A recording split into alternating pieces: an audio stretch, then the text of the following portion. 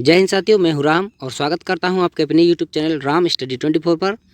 आशा करता हूं, उम्मीद करता हूं आप स्वस्थ होंगे, मस्त होंगे और आपकी पढ़ाई बहुत अच्छी चल रही होगी। तो साथियों, अगर आपका किसी भी परीक्षा की अगर आपकी तैयारी चल रही है तो ये प्रैक्टिस सेट आपके लिए है। आज हम इसमें सामान्य ज्ञान यानी जीके जीएस का प्रैक्टिस सेट नंबर 5 कराएंगे। अगर आपकी यूपी पुलिस की परीक्षा है, आरपीएफ की है, SSC GD, group D, CGL, CHSL या फिर किसी भी कम्पिटिटिव एग्जाम यानी जो वनडे एग्जाम होता है उसकी परीक्षा आपकी चल रही है, तैयारी चल रही है, तो ये समझिए ये प्रैक्टिस सेट आपके लिए है। इस प्रैक्टिस सेट को हमने प्रीवियस ईयर क्वेश्चनों के आधार पर बनाया है और इसमें मोस्ट इम्पोर्टेंट क्वेश्चन लिए हैं साथियों। तो साथियों, अगर आप हमारे चैनल पर नए हैं तो प्लीज़ चैनल को सब्सक्राइब करें। अगर वीडियो पसंद आए तो वीडियो को लाइक करें, शेयर करें और वीडियो पर कमेंट अवश्य करें। तो चलिए बिना समय गवाए शुरू करते हैं अपने इस प्रैक्टिस सेट को। तो देखिए प्रैक्टिस सेट को शुरू करते हैं साथियों। हमने अपने इस प्रैक्टिस सेट के क्वेश्चनों के पीछे बैकग्राउंड ब्लैक लिया है क्योंकि बहुत कमेंट आ रहे थे कि भैया ये जो बैकग्राउंड है ये आँखों को थोड़ी दिक्कत करता है, ये जो हमारा पिछला वाइट बैकग्राउंड था, इसलिए अब हमने इसको ब्लैक बैकग्राउंड पर किया है। तो ये कैसा लगा आपको बताना भी है। तो चलिए शुरू करते हैं। पहला क्वेश्चन देखिए क्या है। पहला क्वेश्चन है, कौन सा अम्ल पेट में प्रवेश करने वाले जीवाणुओं को नष्ट कर देता है? तो बताइए वो कौन सा अम्ल है जो पेट में प्रवेश करने वाले जीवाणुओं को नष्ट कर देता है? तो देखिए उसको कहते हैं हम हाइड्रोक्लोरिक अम्ल। ठीक है, तो इसको हम HCl के नाम से भी जानते हैं। ये एक अम्ल है। ठीक है, तो देखिए ये जो हमारा जो जीवाणु बाहर से प्रवेश करते हैं पेट में, ठीक है, तो ये उनको नष्ट करता है। आइए अगले क्वेश्चन की ओर चलते हैं। अगला क्वेश्चन, दूसरा क्वेश्चन क्या है? क्वेश्चन नंबर 2, ग्रेफाइड डैश का एक अपर रूप है। तो बताइए ग्रेफाइड किसका एक अपर रूप है? तो इसका सही जवाब है कार्बन। ये कार्बन का एक अपर रूप होता है ग्रेफाइड। आइए अगले क्वेश्चन की ओर चलते हैं। क्वेश्चन नंबर 3, हरिहर प्रथम और बुक्का विजयनगर साम्राज्य के संस्थापक थे। वह निम्नलिखित में से किस राजवंश से संबंधित थे? तो बताइए हरिहर और बुक्का ये किस राजवंश से संबंधित थे?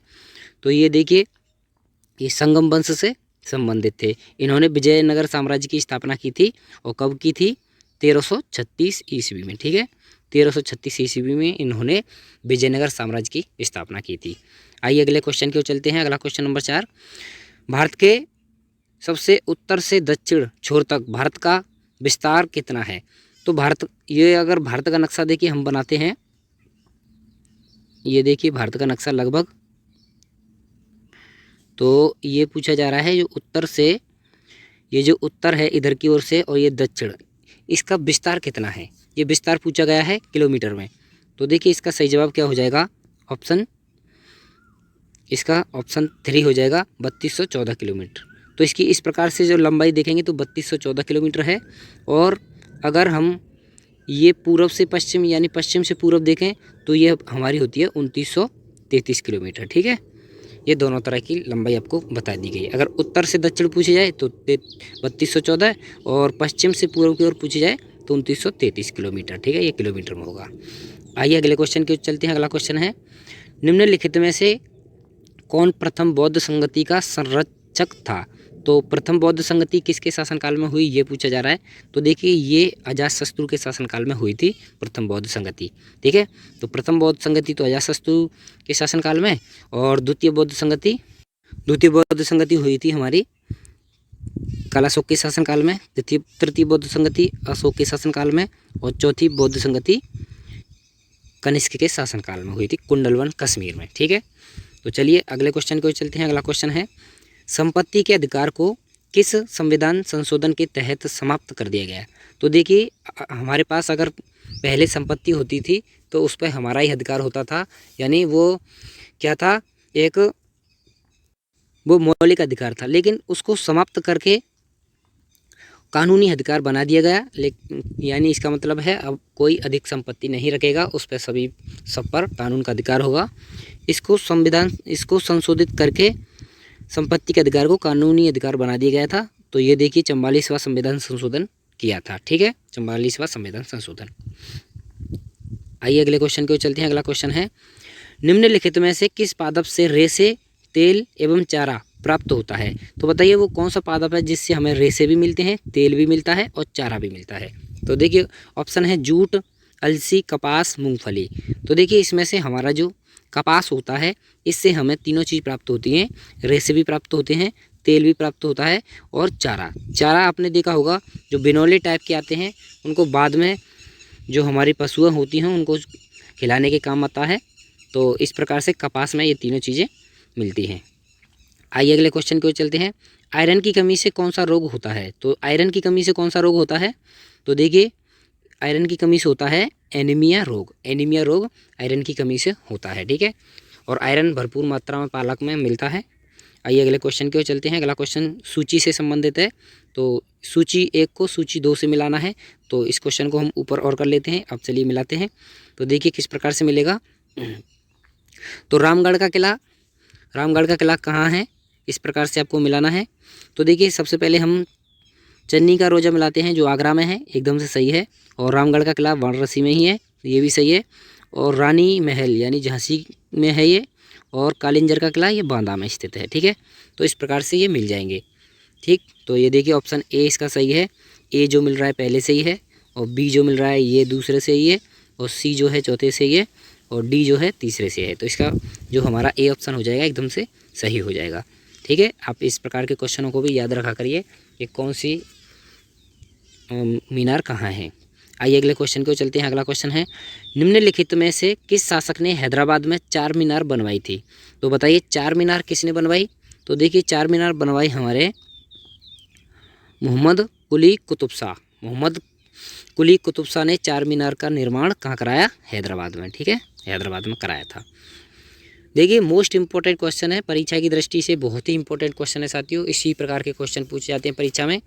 आपको बिल्कुल भी इन क्वेश्चनों को नज़रअंदाज नहीं करना है, क्योंकि बिल्कुल सेम इसी लेवल के क्वेश्चन पूछे जाते हैं। यूपी पुलिस की परीक्षा हो, SSC GD, RPF, railway group D, या फिर किसी भी स्टेट लेवल की परीक्षा हो, उनमें इसी प्रकार के क्वेश्चन पूछे जाते हैं। आइए अगले क्वेश्चन की ओर चलते हैं। क्वेश्चन नंबर 11, निम्नलिखित में से कौन सा बायोमास ऊर्जा का एक स्रोत नहीं है? तो इस नहीं को अच्छी तरह पढ़ना है। तो बायोमास ऊर्जा, बताइए बायोमास कौन सी नहीं है? तो देखिए एथेनॉल हमारी बायोमास होती है, और गाय का गोबर ये भी बायोमास, और लकड़ी ये भी बायोमास होती है, ठीक है। तो देखिए क्या नहीं है इसमें? परमाणु ऊर्जा। ये परमाणु ऊर्जा नहीं होती है बायोमास ऊर्जा, ये एक परमाणु ऊर्जा ही होती है। तो इसका सही जवाब है ऑप्शन सी, परमाणु ऊर्जा। आइए अगले क्वेश्चन को देख लेते हैं। अगला क्वेश्चन है, डैश की घोषणा 1940 में द्वितीय विश्व युद्ध में भारतीयों का समर्थन पाने के लिए वायसराय लॉर्ड लिनलिथगो द्वारा की गई थी। यानी ये पूछा गया है, यानी वो कौन सी घोषणा की गई थी जब 1940 में द्वितीय विश्व युद्ध में भारतीयों का समर्थन पाने के लिए की थी? तो देखिए वो घोषणा थी अगस्त प्रस्ताव, ठीक है। तो अगस्त प्रस्ताव की घोषणा की थी लॉर्ड लिनलिथगो ने, जिससे इसमें यह कहा गया कि आप सभी भारतीय हमारे ये जो द्वितीय विश्व युद्ध हो रहा है उसमें आप ब्रिटेन के साथ हो जाइए। लेकिन बाद में इस प्रस्ताव को ठुकरा दिया था, और भारत छोड़ो आंदोलन इसके बाद ही चालू हो गया था। आइए अगले क्वेश्चन की ओर चलते हैं। दाल निम्नलिखित में से किस पोषक तत्व का अच्छा स्रोत है? तो देखिए दाल है, दूध है, अंडे हैं, ये किसका अच्छा स्रोत होते हैं? तो ये देखिए प्रोटीन का अच्छा स्रोत होते हैं, ठीक है, प्रोटीन का। तो प्रोटीन इनमें भरपूर मात्रा में प्रोटीन मिलती है। और अगर विटामिन्स देखें तो हमारे ये फलों में विटामिन्स मिलती हैं, और कार्बोहाइड्रेट है चावल में मिलते हैं, दूध में भी मिलता है।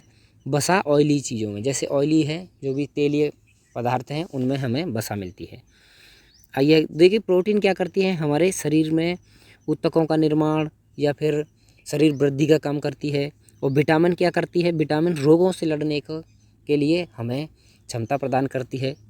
कार्बोहाइड्रेट हमें ऊर्जा प्रदान करती है, जैसे एक दिन की ऊर्जा प्रदान करती है, एक दिन जो भी काम कर रहे हैं हम उसके लिए, जिसमें ग्लूकोज होता है, ठीक है, एक कार्बोहाइड्रेट, ये इंस्टेंट एनर्जी देता है, तुरंत एनर्जी। और वसा भी हमें एनर्जी ही देती है, ठीक है, ये फैट के रूप में बसीय ऊतक में, हमारे शरीर के बसीय ऊतक में जाके जमा हो जाती है। और बाद में जैसे हम किसी दिन भोजन ना करें, 1 दिन 2 दिन, तो ये फिर हमें जो वसा है उससे ही भोजन प्राप्त होता रहता है, ठीक है। आइए अगले क्वेश्चन की ओर चलते हैं। अगला क्वेश्चन है, भारतीय प्रतिभूति और विनिमय बोर्ड सेबी की स्थापना कब हुई? तो सेबी की स्थापना पूछी गई है। तो देखिए सेबी की स्थापना हुई थी 12 अप्रैल 1988 ईस्वी को, ठीक है। तो सेबी के इस समय अध्यक्ष हैं माधवीपुरी बुच, ये प्रथम महिला अध्यक्ष हैं जो सेबी की महिला अध्यक्ष बनी है, माधवीपुरी बुच। ठीक है, माधवीपुरी बुच। और ये देखिए, ये इसका मुख्यालय कहाँ है, तो इसका मुख्यालय है हमारे मुंबई में स्थित है। ठीक है, आपको इतना ध्यान रखना है इस क्वेश्चन से। ठीक है, आइए अगले क्वेश्चन की ओर चलते हैं। अगला क्वेश्चन है, देखिए सूची है, ये भी सूची 1 को सूची 2 से सम्मिलित करना है। तो 1857 के विद्रोह के स्थान हैं और इधर की तरफ हैं 1857 के विद्रोह के स्थान और इधर की तरफ हैं विद्रोह को दबाने वाले ब्रिटिश अधिकारी। तो किसने कौन सा विद्रोह दबाया, ये आपको बताना है। तो देखिए, इसको हम मिलाते हैं। तो देखिए, झांसी वाली रानी से कौन लड़ा था, तो ये हीरोज। ठीक है, हीरोज ने लड़ाई की थी झांसी वाली रानी से। और नाना साहब यहाँ कानपुर से नेतृत्व कर रहे थे, तो ये कॉलिन कैंपबेल ने किया था। ठीक है, और बनारस में क्या, ये कर्नल नील ने इस विद्रोह को दबाया था। और दिल्ली में जॉन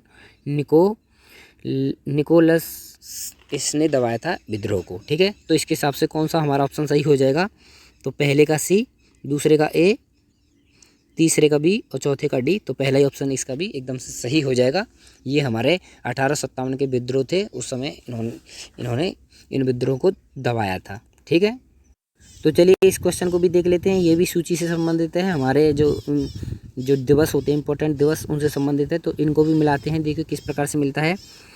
भारत में राष्ट्रीय खेल दिवस ये कब मनाया जाता है, ये 29 अगस्त को मनाया जाता है, मेजर ध्यानचंद के दिवस पर।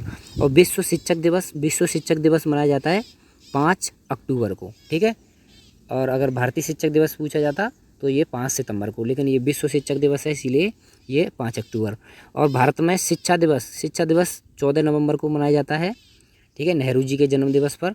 और विश्व स्वास्थ्य दिवस ये 7 अप्रैल को मनाया जाता है। ठीक है, तो इस प्रकार से ये मिल जाएंगे, यानी पहला हो जाएगा तीसरे से, और पहला हो जाएगा तीसरे से, और दूसरा हो जाएगा, तो देखिए इस प्रकार से होंगे, ए 3 से, बी 4 से, सी 1 से और डी 2 से। तो इसका भी पहला एकदम से सही हो जाएगा। ठीक है, आप अच्छी तरह समझ पाए होंगे। आइए अगले क्वेश्चन की ओर चलते हैं। अगला क्वेश्चन है, निम्नलिखित में से किस मौर्य राजा ने कलिंग की लड़ाई के बाद युद्ध छोड़ दिया था। तो बताइए वो कौन सा मौर्य राजा था जिसने कलिंग की लड़ाई के बाद युद्ध त्याग ही दिया था। बिल्कुल से युद्ध नहीं किए थे। तो देखिए ये अशोक थे, इन्होंने कलिंग की लड़ाई के बाद युद्ध त्याग दिया था, यानी इन्होंने युद्ध में जो होता था वो सब छोड़ दिया था। अगला क्वेश्चन है, राज्यसभा के सभापति कौन होते हैं। तो राज्यसभा के सभापति देखिए कौन होते हैं, तो ये हमारे उपराष्ट्रपति होते हैं राज्यसभा के पदेन सभापति। तो राज्यसभा के अगर पदेन सभापति पूछे या फिर सभापति पूछे तो ये हमारे कौन होते हैं, उपराष्ट्रपति। ठीक है, उपराष्ट्रपति एकदम से सही जवाब है। आइए अगले क्वेश्चन की ओर चलते हैं। भारतीय संविधान का कुछ दशाओं में दोनों सदनों की संयुक्त बैठक के बारे में बात करता है। तो भारतीय संविधान कुछ दशाओं में दोनों सदनों की बैठक भी करवा सकता है। तो ये किस अनुच्छेद में बताया गया है, तो ये अनुच्छेद 108 में बताया गया है कि संयुक्त बैठक यानी लोकसभा और राज्यसभा की दोनों की संयुक्त बैठक भी हो सकती है अनुच्छेद 108 के तहत। आइए अगले क्वेश्चन की ओर चलते हैं। अगला क्वेश्चन है, निम्नलिखित में से किसका उपयोग वायुमंडलीय दाब को मापने के लिए किया जाता है। तो वायुमंडलीय दाब को किस यंत्र के द्वारा मापा जाता है, तो ये बैरोमीटर के द्वारा वायुमंडलीय दाब को मापा जाता है। ठीक है, वायुमंडलीय दाब को बैरोमीटर के द्वारा। आइए अगले क्वेश्चन की ओर चलते हैं। लोहे में जंग लगना एक है, तो बताइए लोहे में जंग लगना ये कौन सा परिवर्तन है। तो लोहे में जंग लगना एक रासायनिक परिवर्तन है। ठीक है, रासायनिक परिवर्तन। अगला क्वेश्चन है, 1919 में महात्मा गांधी के समर्थन से निम्नलिखित में से कौन सा आंदोलन शुरू किया गया था। तो महात्मा गांधी के समर्थन से कौन सा आंदोलन शुरू किया गया था 1919 में, तो ये खिलाफत आंदोलन। ठीक है, खिलाफत आंदोलन शुरू किया गया था 1919 ईस्वी में महात्मा गांधी के समर्थन से। अगला क्वेश्चन है, भारत के संविधान का भाग 20 निम्न में से किससे संबंधित है। तो भाग 20 बताइए किससे संबंधित है। तो ये भाग 20 है हमारा संवैधानिक संशोधन। तो इसके तहत हम संविधान में संशोधन करते हैं भाग 20 के तहत। ठीक है, अगर अनुच्छेद पूछा जाए तो 368 के तहत हम संविधान में संशोधन करते हैं। ये आर्टिकल है और ये भाग है 20, भाग 20 में। अगले क्वेश्चन की ओर चलते हैं। किस मौर्य शासक को यूनानियों द्वारा अमित्रो यानी अमित्र घात कहा जाता था। तो अमित्र घात के नाम से किसको जाना जाता था? यहाँ अमित्रो चेट्स दिया गया है, वह एक ही बात है। तो बताइए अमित्र घात के नाम से किसको जाना जाता है? इसका सही जवाब है बिंदुसार। तो बिंदुसार को यूनानियों द्वारा अमित्र घात के नाम से जाना जाता था। आइए अगले क्वेश्चन की ओर चलते हैं। अगला क्वेश्चन है, निम्नलिखित में कौन सा मैदान उत्तर प्रदेश में गंगा के मैदान का हिस्सा है? तो इनमें से कौन सा है जो उत्तर प्रदेश के गंगा के मैदान का हिस्सा है? तो देखिए इसका सही जवाब है ऑप्शन 4 बांगर और खादर। तो बांगर देखिए ऊपरी भूमि होती है, जैसे ऊपरी भूमि हो, यहाँ जो है जल का ठहराव नहीं होता, ये थोड़ी खादर से कम उपजाऊ होती है। और ये खादर जो होती है निचली ज़मीन होती है, जहाँ पानी का ठहराव होता है, जहाँ पानी रुकता है, तो इस जगह खादर मिट्टी होती है और ये थोड़ी अधिक उपजाऊ होती है। ठीक है, ये अधिक उपजाऊ होती है खादर। तो खादर को आप ध्यान रखना खाद से, तो खाद देंगे तो अधिक उपजाऊ बनेगी। और बांगर को इस प्रकार से ये है कि बांगर है ये मिट्टी। ठीक है, चलिए अगले क्वेश्चन की ओर चलते हैं। निम्न में से कौन सा लेख निवारण निरोध कानून के तहत गिरफ्तार या हिरासत में लिए गए व्यक्ति को सुरक्षा प्रदान करता है? तो बताइए कौन सा अनुच्छेद है जो गिरफ्तार या हिरासत में लिए गए व्यक्तियों को सुरक्षा प्रदान करता है निवारण निरोध कानून के तहत? तो इसका सही जवाब है अनुच्छेद 22। अनुच्छेद 22 के तहत क्या होता है कि किसी भी व्यक्ति को हिरासत में लिया गया है तो उसके लिए ये सुरक्षा प्रदान करता है। अगर किसी को पुलिस अरेस्ट करके ले जाती है तो 24 घंटे से पहले उसको 24 घंटे और ले जाने के समय को छोड़ करके उसे अदालत में पेश करना होता है। और अनुच्छेद 17 क्या है हमारा? अस्पृश्यता के अंत से संबंधित है। और अनुच्छेद 21 क्या है? प्राण एवं दैहिक स्वतंत्रता इसमें आती है। आइए अगले क्वेश्चन की चलते हैं। अलाउद्दीन खिलजी के आक्रमण के समय देवगिरी का शासक कौन था? तो अलाउद्दीन खिलजी का जब आक्रमण हुआ था देवगिरी पर, तो उस समय देवगिरी का जो शासक था वो कौन था? यह था रामचंद्र देव। तो रामचंद्र देव कौन था? अलाउद्दीन खिलजी के समय देवगिरी का शासक था। ठीक है, इसमें दिया है मलिक काफूर। देखिए मलिक काफूर कौन था? ये था इस अलाउद्दीन खिलजी का गुलाम। ठीक है, अलाउद्दीन खिलजी का गुलाम था, ये बाद में सेनापति भी बना था। इस मलिक काफूर को 1000 दीनारी के नाम से भी जाना जाता था। आइए अगले क्वेश्चन की ओर चलते हैं।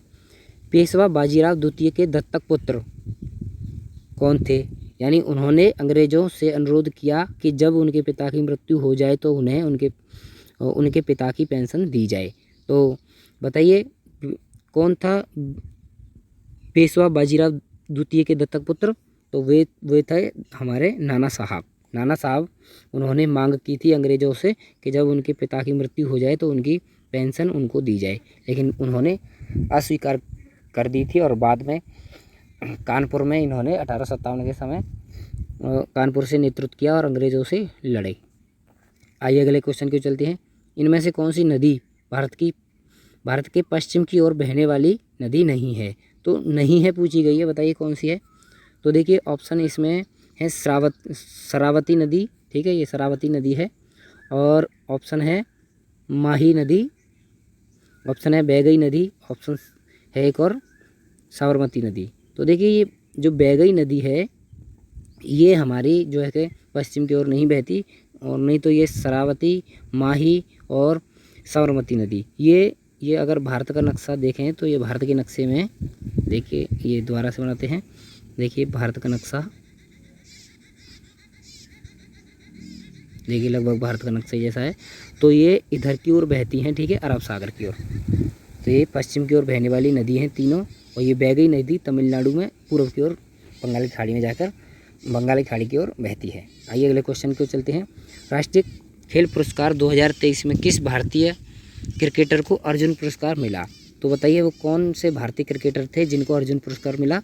तो वे थे मोहम्मद शमी। तो मोहम्मद शमी को 2023 में अर्जुन पुरस्कार मिला था। आइए अगले क्वेश्चन की ओर चलते हैं। अगला क्वेश्चन है, भारतीय दलहन अनुसंधान संस्थान उत्तर प्रदेश के किस शहर में स्थित है? तो जो दलहन अनुसंधान संस्थान है ये उत्तर प्रदेश के किस शहर में स्थित है? तो ये है कानपुर में स्थित, ठीक है, कानपुर में। आइए अगले क्वेश्चन की ओर चलते हैं। भगवान राम की कथा किस वंश से संबंधित है? तो भगवान राम की कथा किस वंश से संबंधित है? तो ये इक्ष्वाकु वंश से संबंधित है, यानी भगवान राम इक्ष्वाकु वंश से संबंध रखते हैं। इक्ष्वाकु वंश को ही हम सूर्यवंश के नाम से जानते हैं, इसीलिए इनको हम सूर्यवंशी भी कहते हैं। ठीक है, और इसी वंश से भगवान बुद्ध भी आते थे। आइए अगले क्वेश्चन की ओर चलते हैं। बेकिंग सोडा यानी खाने का सोडा मिलाने पर निम्न में से कौन सा ब्रेड को नरम और स्पंजी बनाता है? तो बताइए कौन सा ऐसा है जो ब्रेड को एकदम स्पंजी और नरम बनाता है? तो वो देखिए, ये होता है CO2। CO2 उसमें मिला होता है। तो ये बेकिंग सोडा डालने पर क्या होता है, ब्रेड को स्पंजी बना देता है, एकदम नरम।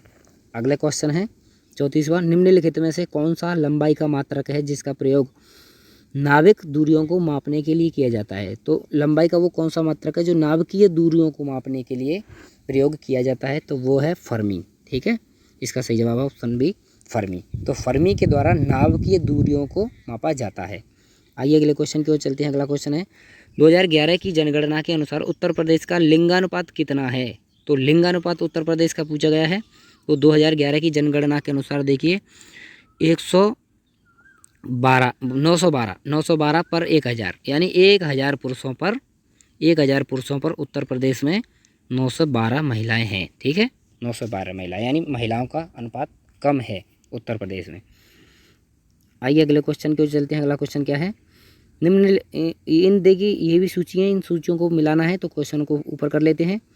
तो देखिए मिलाते हैं, इधर की ओर दिए हैं राज्य और इधर की ओर दिए हैं शहर। तो बताइए कौन से राज्य में कौन सा शहर है? तो देखिए मिलाते हैं, बिहार में है पटना, तो ये इससे मिल जाएगा। पश्चिम बंगाल में है कोलकाता, तो ये यहाँ कोलकाता इससे मिल जाएगा। और आंध्र प्रदेश में हैदराबाद, ठीक है, और महाराष्ट्र में है मुंबई। ठीक है, आंध्र प्रदेश में हैदराबाद, अब ये तेलंगाना में चला गया है ना, पहले आंध्र प्रदेश में ही था। तो ये देखिए किस प्रकार से सही हो जाएगा। तो पहले का हो जाएगा डी, और दूसरे का हो जाएगा क्या, दूसरे का हो जाएगा सी, और तीसरे का हो जाएगा बी, और चौथे का ए। तो इसका सही जवाब है ऑप्शन डी। ठीक है, एकदम से सही हो जाएगा, अंत का जो ऑप्शन डी है एकदम सही है। आइए अगले क्वेश्चन की ओर चलते हैं। देखिए हमारे क्वेश्चन यहीं समाप्त होते हैं साथियों, यही हमारे क्वेश्चन थे। और देखिए बहुत ही मोस्ट इम्पोर्टेंट क्वेश्चन है साथियों। और आप अगर हमारे चैनल पर नए हैं तो प्लीज़ चैनल को सब्सक्राइब अवश्य करें। और किस प्रकार के क्वेश्चन हैं और आपको क्वेश्चनों का लेवल कैसा लगा, और आपको हमारा ये बैकग्राउंड, ब्लैक वाला बैकग्राउंड कैसा लगा, आप कमेंट बॉक्स में भी लिखकर बताएं। और आप जुड़े रहिए हमारे इस प्रैक्टिस सेट से, हम इस प्रैक्टिस सेट को आगे भी बढ़ाते रहेंगे। हमने इस सीरीज़ की प्रैक्टिस सेट 1, 2, 3 और 4 को भी कंप्लीट कर दिया है। अगर आपने उनको नहीं देखा है तो हमारी प्ले लिस्ट में जा कर के उनको भी देख सकते हैं। तो नमस्कार, धन्यवाद, स्वस्थ रहिए, मस्त रहिए।